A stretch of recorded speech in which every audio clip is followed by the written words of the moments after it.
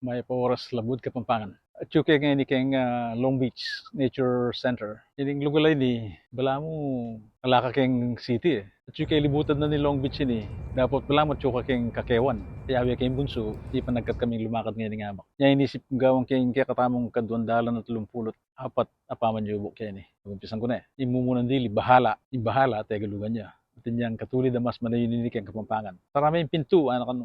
Pinto, tegalugan niya. At yung katulid na mas manayuninik ang Kapampangan. Simpliya mo, makarina nung balo. Sa ting naman dugo, may ginhawa na yung biyera, ano kano. May ginhawa, yung katulid yan. Balo may itang kwan na, ano kano. Kwan eh, tayo wari balo kan Kapampangan ng kwan. Pagkakalali po, masugot ka pitis kayong bubog, ano kano. Bubog, tegalugan niya yan. At na nung malidyari ka katamo, lalala tayong sitwasyon, ano. May ayat na ako, malatin niya ka na akong bewang ngayon eh, ano kano. Bewang eh. May awa ko kitang magpalimos, di rin ng kaya 10 pesos, ano. May awa. Balo yung katulid na yan eh. Kaya tanamo, katsiya Kapampangan tamo, di pa nga Pampangan tamo. Hindi katamo nga anak, hindi katamo nga po, pangapampanganan tala. Tanamo, nakalasalamat, Luid, tamongan.